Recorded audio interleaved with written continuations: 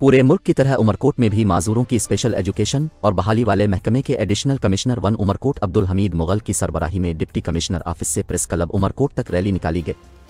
माजूरों के आलमी दिन के सिलसिले में आगाही rally additional deputy commissioner 1 Abdul Hamid Mughal की सरबराही में निकाली गई।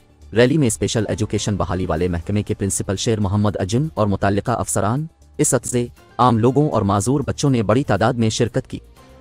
इस मौके पर एडिशनल डिप्टी कमिश्नर 1 ने कहा कि स्पेशल बच्चे हमारे समाज का एक मुकम्मल हिस्सा हैं। ज़िलाई इंतज़ामिया खास बच्चों के मसाइल से पूरी तरह बाखबर है और हम पूरी तरह कोशिश कर रहे हैं कि खुसूसी लोगों की सलाहियतों को इस्तेमाल करके उन्हें मुल्क की तरक्की के कौमी दायरा में शामिल किया जाए। इसलिए खुसूसी तालीम और बहाली के इदारों के सरबराहान की ये जिम्मेदारी है कि वो इदारों में माजूर बच्चों की तालीम के साथ साथ उनमें मौजूद सलाहियतों को उजागर करने के लिए फ़ाल किरदार अदा करें। इस पर एडिशनल कमिश्नर 1 ने बात करते हुए कहा कि खास लोगों पर तवज्जो देने की ज़रूरत है और 3 दिसंबर पर खुसूसी बच्चों के आलमी दिन मनाने का मकसद माजूर लोगों से यकजहती का इजहार करना है।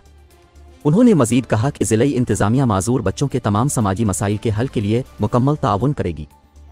इस मौके पर स्पेशल एजुकेशन बहाली वाले महकमे के प्रिंसिपल शेर मोहम्मद अजन ने कहा कि खास तालीम और बहाली वाली महकमा माजूर बच्चों की ज़हनी सलाहियतों को बढ़ाने और उन्हें माजूरों की फ़न्नी सलाहियतों को उजागर करने के लिए काम कर रही है और कायम किए गए इदारों की जानिब से बच्चों की भी मुकम्मल हौसला अफजाई की जा रही है।